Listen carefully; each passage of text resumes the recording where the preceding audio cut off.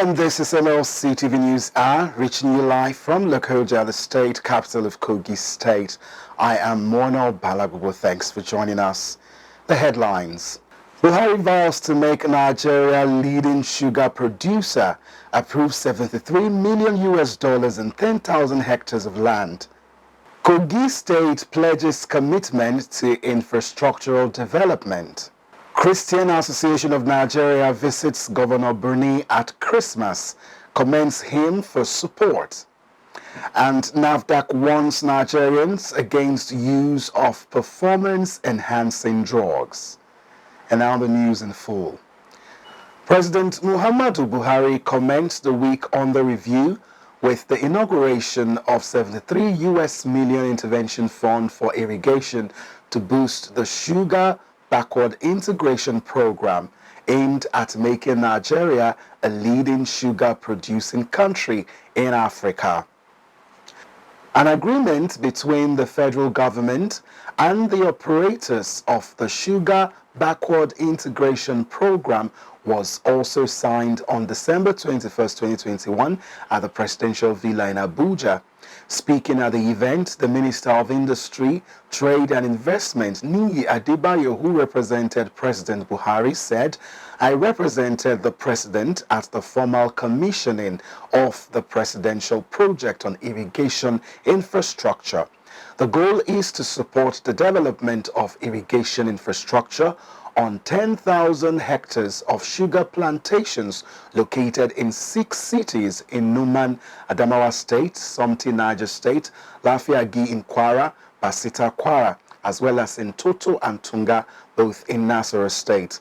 According to Adebayo, the aim of the program is to increase Nigeria's yield in line with its quest of becoming self-sufficient in sugar production. The federal government has approved a new national biosecurity policy for Nigeria in its bid to protect the environment, human health, and socio-economic development. The Minister of State for the Environment, Sharon Ikiazo, announced the approval in a statement issued by her ministry in Abuja. Ikiazo added this policy is to ensure synergy and harmonization amongst biosecurity stakeholders for effective and efficient operations of the national biosecurity systems. It is to ensure that all aspects of national and international agreement, conventions, guidelines and other instruments on biosecurity are duly taken into consideration. President Muhammadu Buhari had in July 2019 assented to an amendment of the National Biosafety Management Agency Act 2015, mandating the NBMA to put measures in place to ensure biosecurity in Nigeria. The National Biosafety Management Agency, in setting the stage for the implementation of the presidential directive and in recognition of the fact that biosecurity was a multi-sectoral discipline that cuts across several ministries, departments and agencies, convened a biosecurity stakeholders consultative meeting in January 2020. This was to discuss and develop a workable national document and action plan to address all issues and concerns on biosecurity for the country. The Federal Ministry of Environment stated that at the meeting it was unanimously agreed that effective synergy among stakeholders and introduction of emerging methodologies would promote an efficient prevention, preparedness, response and mitigation system against any bio threat. The Nigerian government says it has increased the hazard allowance for medical doctors and health workers in the country.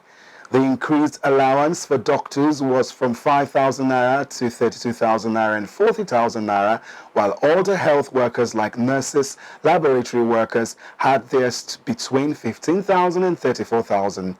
This was contained in a circular signed and released by the Executive Chairman of the National Salaries, Wages and Income Commission.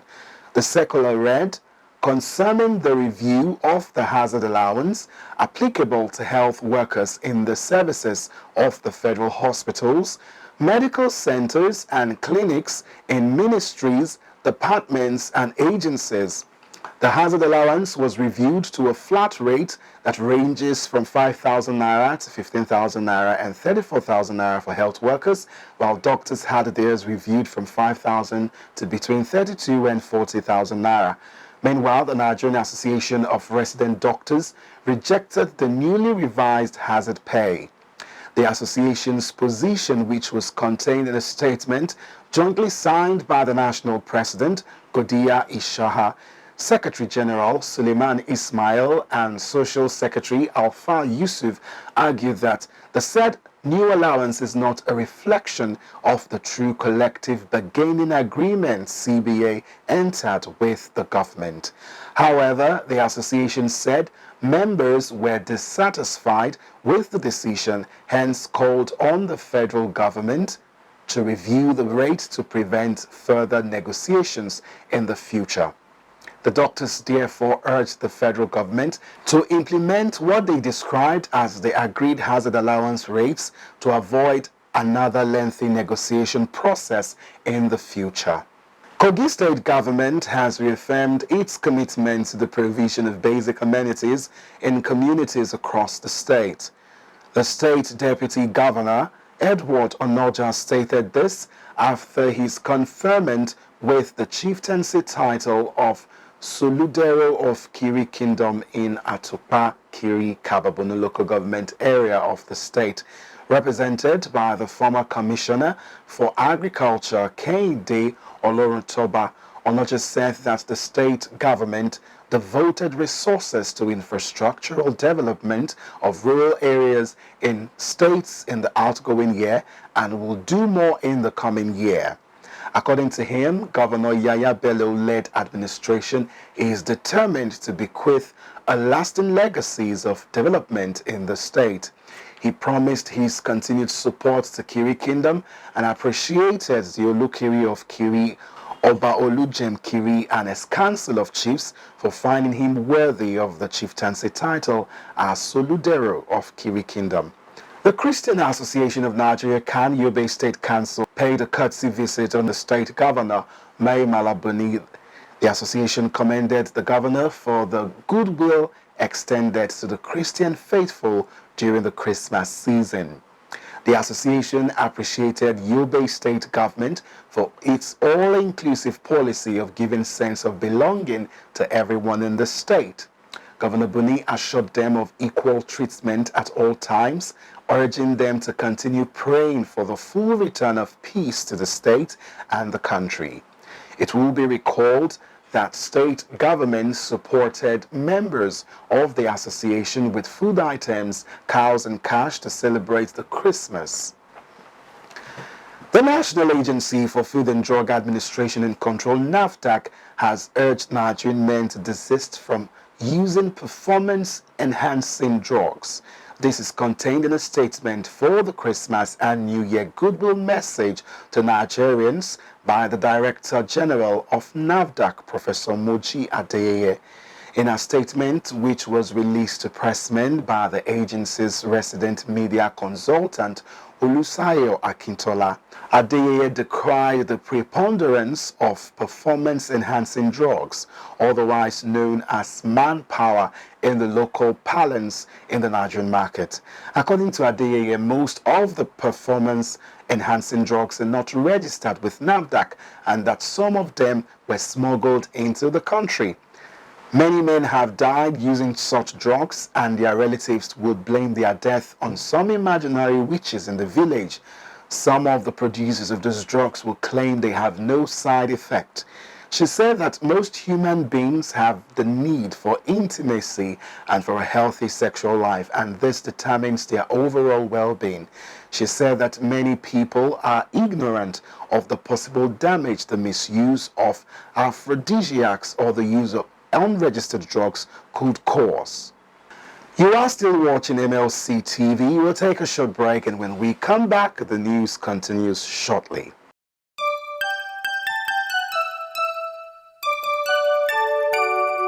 We wish you a Merry Christmas. We wish you a Merry Christmas. We wish you a Merry Christmas and a Happy New Year. Season's greetings from Mlc TV. From the news desk, we promise to be objective, impartial, and up to the minute with breaking news, and also watch out for more exciting and entertaining educative programs come your way 2022. I am Fatima Yakub, Mlc Tv. Subscribe to our YouTube channel, like our Facebook page, and follow us on Twitter, Instagram, and all of the above. You will not regret partnering with us. Thank you. I am Faith Abdul-Ghaffar from the Reporters Desk. We wish you Merry Christmas and Happy New Year. You'll be expecting more of our reports from every angle of the world. From the entertainment days of Mlc TV, we promise to bring more exciting entertainment content your way come 2022. Thanks for believing in us. Thanks for staying with us throughout the 2021. Next year will be a bigger and better year. My name is Matthias Aidiji Peter, wishing you a Merry Christmas and Happy New Year. One love. Viewers of Mlc TV, my name is Malik Jonah, always bringing you sport on Mlc TV. We promise you 2022 is going to be a big and sweet year. Sports updates back to back. Merry Christmas and Happy New Year in advance. I am Avoswahi Amodu, presenter of Young Parliament on Mlc TV. I thank you for being with us, and I promise 2022 will be a captivating and quintessential, with lots of young parliamentarians joining me on the set to talk about issues that emanate from national and state parliament. Let us do it better in 2022. From all of us in Mlc TV, I wish you a happy Christmas and a new year. From all of us in Mlc TV, we thank all our subscribers and partners who have been with us since September 13, 2021, when we first launched our news daily. We appreciate you for believing in us. We also promise not to disappoint you in 2022. We can only get better. You will not regret partnering with us.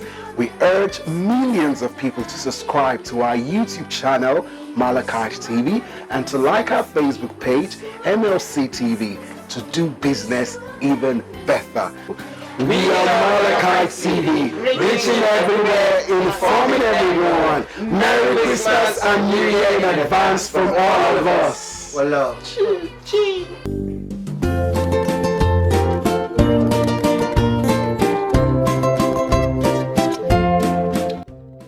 Welcome back. Federal Capital Territory Minister of State Ramatu Tijani Aliyu has sympathized with the management and staff of Next Cash and Carry supermarket over the fire incident which razed part of the shopping mall on Boxing Day. The minister, who was at the scene of the inferno, also commended critical stakeholders for their prompt response, stressing that the spirit of sportsmanship exhibited shows that much will be achieved when people work together, while pledging that the FCT administration would henceforth ensure that all standard shopping malls must have available fire truck for emergency situations. She, however, tasked others to take precautionary measures in securing their valuable items. She also commended the residents of the territory for assisting the business outfit salvage some of the goods, noting that in most cases, unscrupulous elements could have seized the opportunity to cut away other people's belongings. According to her, sadly, this is another unfortunate inferno in a festive period, being December 26, 2021. From the report so far, the fire might have occurred much earlier before it was reported. She further said every mall of this standard should have a fire truck available by the side. They should make room for emergency because of situations like this, even though our firemen did everything possible to salvage the situation, but it was beyond their control. The Director General, Nigerian Maritime Administration and Safety Agency, Bashir Jama, says there are untapped opportunities in the inland waterways in the north. Jamo, in an interactive session with journalists at a wedding reception of his daughter in Kaduna, emphasized the need to develop the maritime sector in the north. According to him, journalist needs to explore research works with a view to disseminating information to the northern public on the importance of the blue economy, maritime safety, and other sundry issues. The NIMASA boss also expressed concern over the rise in both accidents in rivers across the north. He made an observation that Nigeria is Nigeria regardless the different geopolitical zones, and that he is disturbed that the maritime industry in Nigeria is lagging behind up north.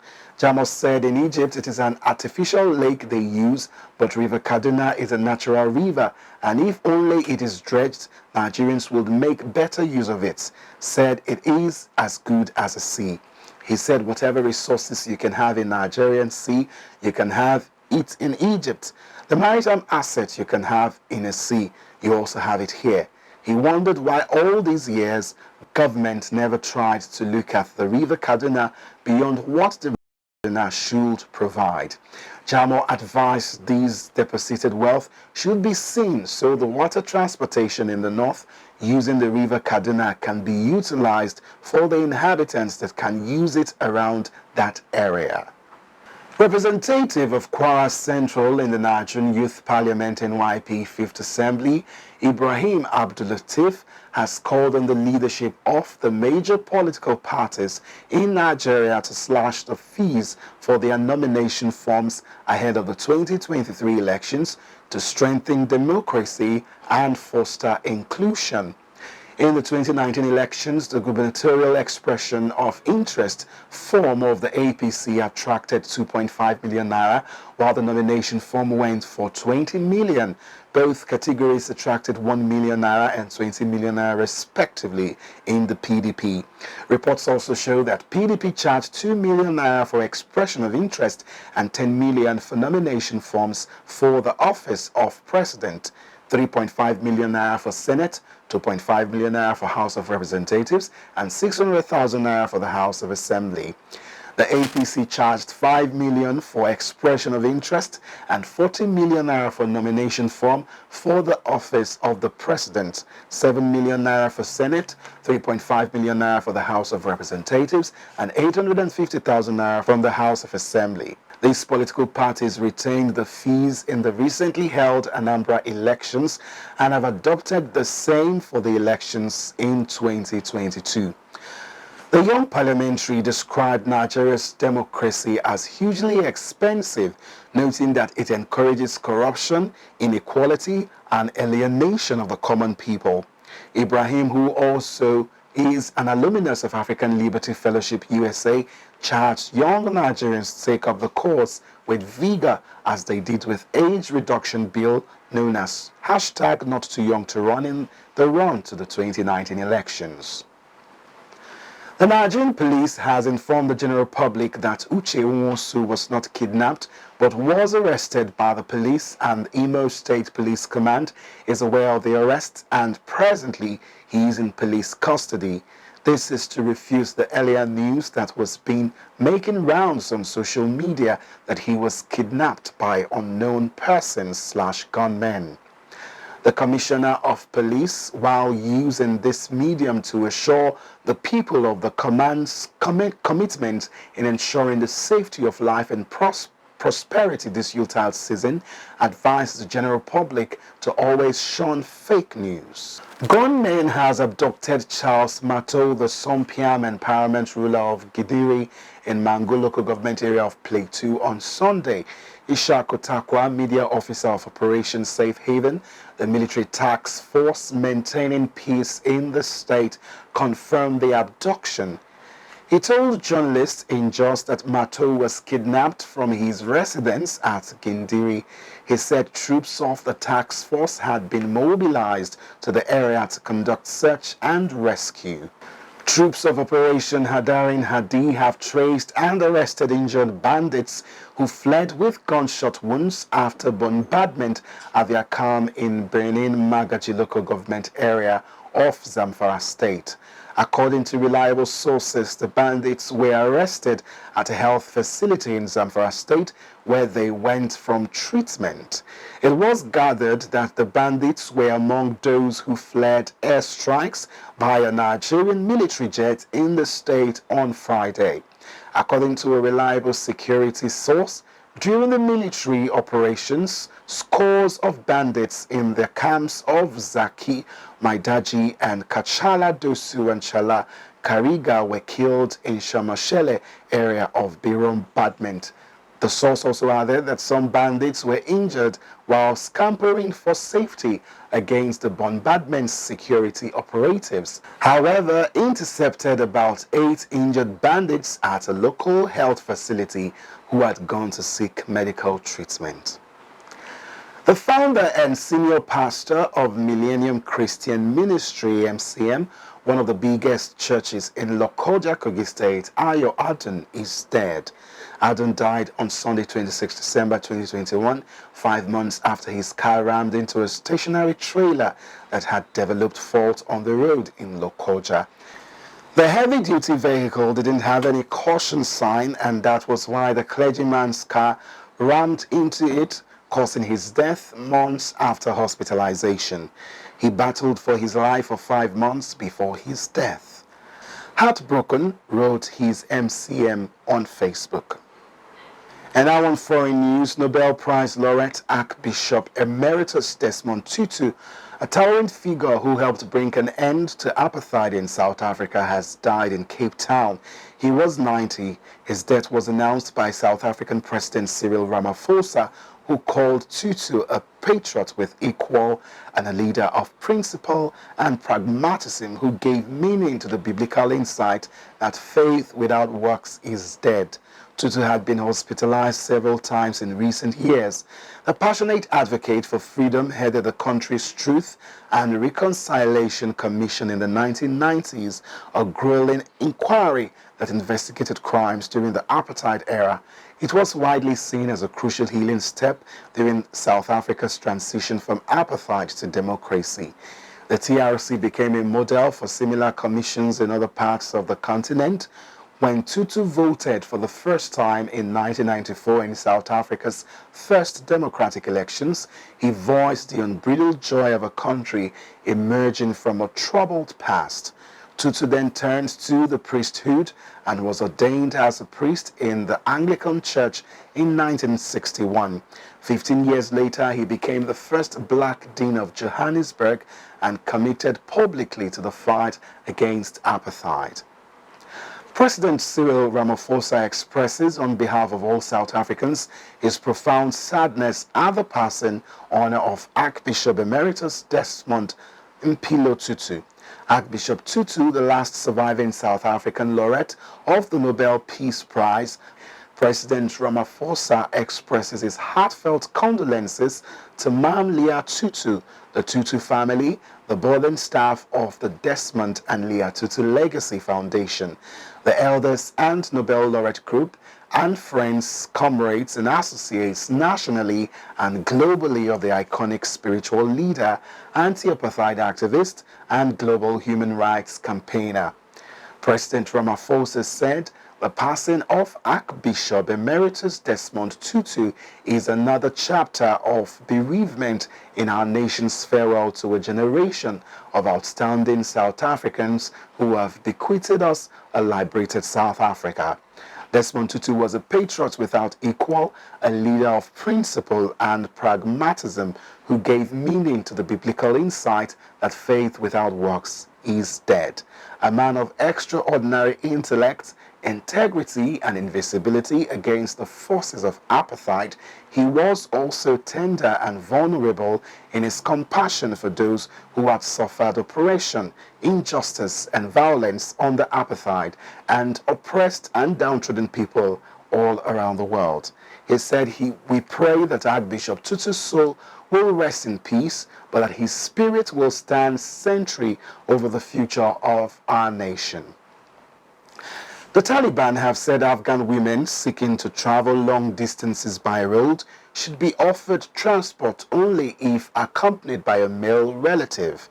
The directive issued on Sunday is the latest curb on women's rights since the Islamist group seized power in August.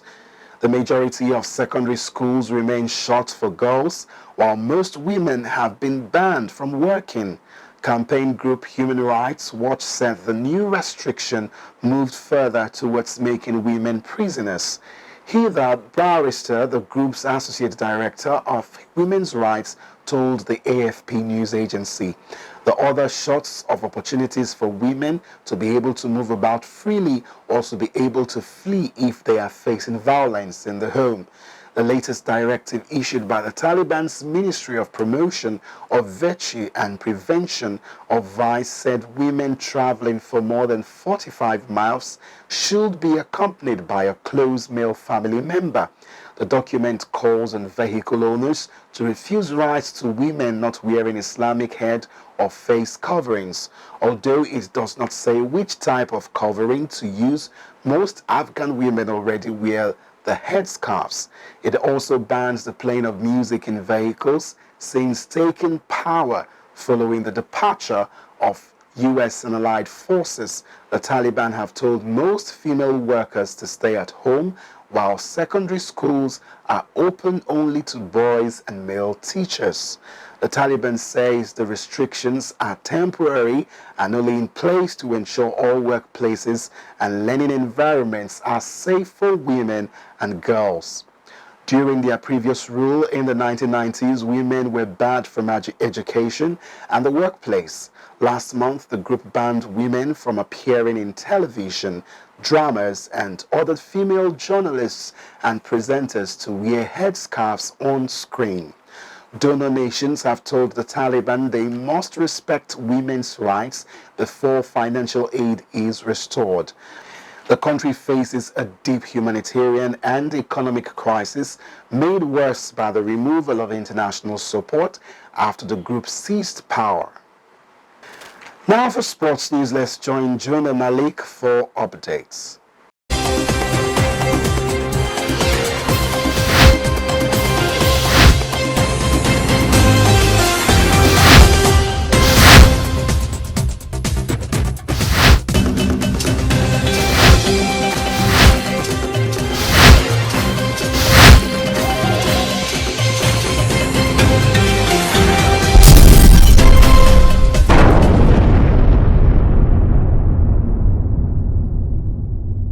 Welcome to Sports Update. Super Falcons quartet Asisat Oshola, Chiamaka Nnadozie, Osinachi Ohale and Ngozi Okobi have been named in the International Federation of Football History and Statistics Women CAF Team of the Year for 2021. The selection of Nigerians goalkeeper, defender, midfielder and forward in the ceremonial best 11 of the 2021 means the country contributed a player in each position on the pitch. Oshola was part of the formidable Barcelona side that won the treble, UEFA Women's Champions League, Premier Division and Copa de la Reina in the 2020-2021 season. Nnadozie was outstanding again since she joined up Paris FC in France, keeping 6 clean sheets so far this season. On her own part, Ohale, a strong and agile defender, has also contributed 4 goals so far, with her goal against Barcelona in June, a memorable one. Ever reliable KOGI continues to be a key player for Eskilstuna United in Swedish Damallsvenskan. Meanwhile, Zambian Bruce Nwapi was named as the coach of the year by the IFFHS. Completing the starting 11 in the 3-4-3 formation are Cameroon Janate Yango and Van Wake of South Africa. In the Premier League matches played on Boxing Day, Manchester City, Arsenal, Tottenham and Chelsea saw wins in their encounters. Manchester City defeated Leicester City by 6-3. Arsenal defeated Norwich by 5-0. Tottenham Hotspur defeated Crystal Palace by 3-0. West Ham United lost at home to Southampton by 3-2. Aston Villa were defeated by Chelsea by 3-1. Brighton defeated Brentford United by 2-0 after week 19 matches. Manchester City remains on top of the Premier League table. And that's Sports Updates on Mlc TV. I am Malik Jonah.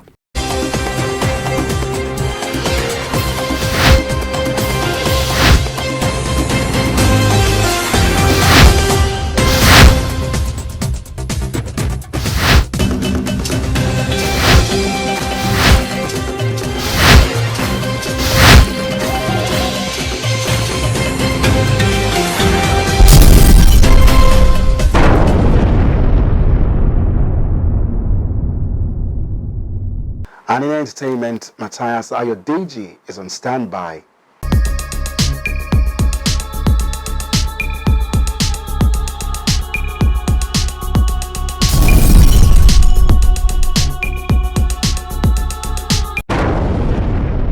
On a foreign entertainment news, Marvel Studios' current rave, Spider-Man No Way Home, has officially broken a worldwide box office record after it crossed the $1 billion mark. According to reports, the film hit the milestone on Monday, making it the first film released amid COVID to cross the mark amid the pandemic just 2 weeks after its release. The Spidey flick is also the third fastest title ever to $1 billion global, following Avengers Infinity War and Avengers Endgame. The film has also seen a spike in Nigerian box office with the last reported staggering debut of over 100 million naira in its opening weeks. Spider-Man No Way Home opened in 62 locations nationwide with over 52,000 admissions. The film added $121.4 million at the international box office this weekend. The film sees Tom Holland return as Spider-Man alongside Zendaya, Jacob Batalon, Marisa Tomei, and Benedict Cumberbatch. No Way Home also features William Dafoe, Jamie Foxx, among others, and is directed by John Watts. On entertainment news from Africa, Gouda Ultimate Search Season 12 has wrapped up with Akwa Ibom athlete Odudu Otu emerging winner. The 22-year-old star says the coveted win after beating 3 other finalists to discover the chest containing the proverbial Akolo secret brew over the weekend. Otu's win will see him take home the 50 million naira prize, which include an SUV and an all-expense-paid trip to Dubai. The 12th season of the Survivor reality show kicked off on October 16 with host Toke Makinwa and alumnus Kunle Remi as headliners. Former headliner Bob Manuel Uduko also made a guest appearance, guiding the top 4 finalists on their quest for Akolo's chest. Themed The Age of Craftsmanship, the show had 18 contestants in the jungle after nearly a decade of hiatus. Otu joins the list of gallant previous winners, including Michael Nwachukwu and Chris Okegbo. And that is all on entertainment news today. My name is Matthias Ayodeji Peter, reporting for Mlc TV. Back to our cast staff for more stories.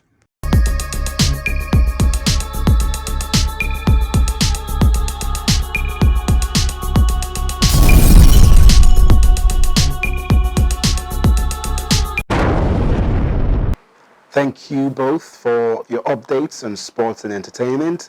And that is our package today. Thank you for joining us. Same time tomorrow we'll be here for your daily news. Subscribe to our YouTube channel, Mlc TV, Facebook Mlc TV, Instagram MLCV 2021. And for your advert placement and sponsorship, please call the numbers displaying now on your screen. I am Morno Balagubo. Thanks for staying with us. To have a lovely day.